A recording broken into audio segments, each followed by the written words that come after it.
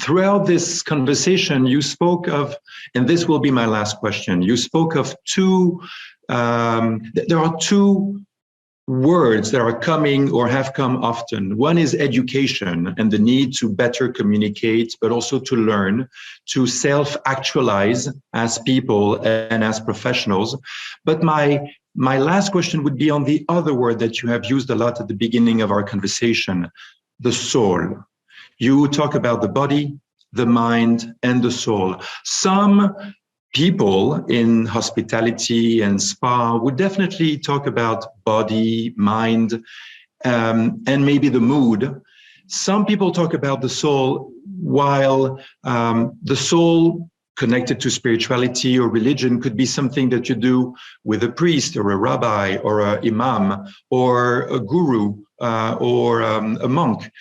How do you feel it is part of the social purpose of the business case of a spa, a hotel, and in this case, medical wellness components to touch about the soul of the clients?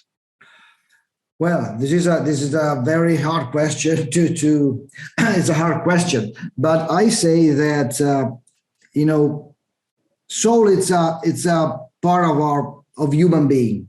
Okay, so even in this case, let me say that there's a kind of prejudice, even in this case. In Europe especially, it's not the same in Asia because it's a little bit different. But in Europe, we try to push a little bit religious things today. So we think that we need to be very practical.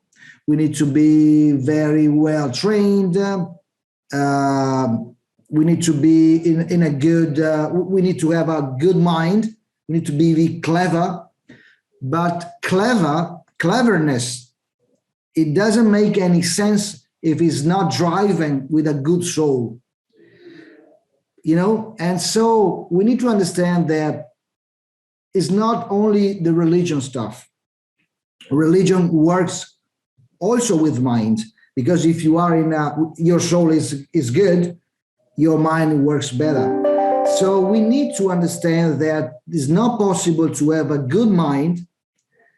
Maybe you could be very clever, but your intelligence could be used for good purpose.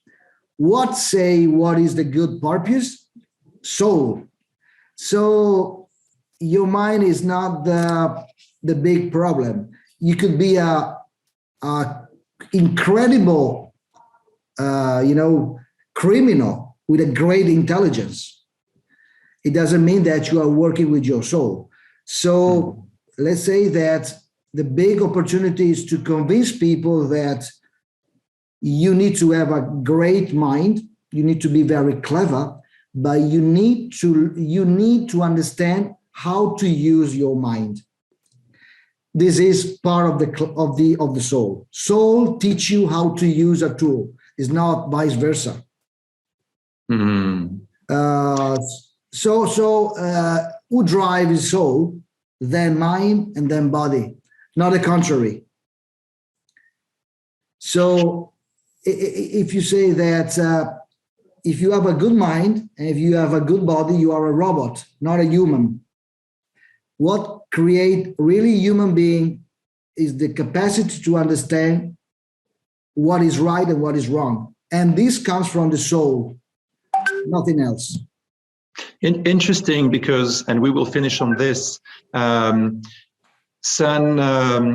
Francis of Assisi said, if you work with your hands, well, you can be a very good, fine worker.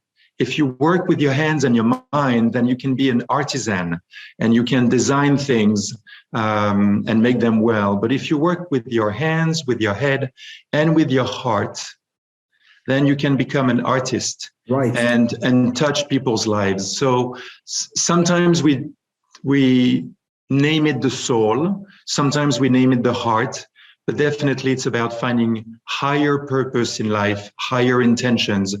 And definitely our sector, our profession, more than just our industry, can deliver that for the teams and for the guests. Yeah, absolutely, absolutely. You know, Francesco d'Assisi, it's of course one of the most important. It doesn't matter if it's Christian or other. It's a genius in terms of spirituality, and so and is a genius 100%. And you catch the point. This is a very good quote, and it envision our role. And wellness, it's very much concerned with this, even more now after COVID. Alberto, thank you so very much for your time. Buon lavoro. Congratulations for all the amazing work you have achieved, all the projects that you have currently in Italy, in Europe, in America, Canada, and I imagine other areas. Yeah. We look forward to seeing you during the Medical Wellness Congress in Austria very soon. Thank you for your time and see you soon. Thank you very much to you and to all the audience. Okay, bye-bye. Bye-bye.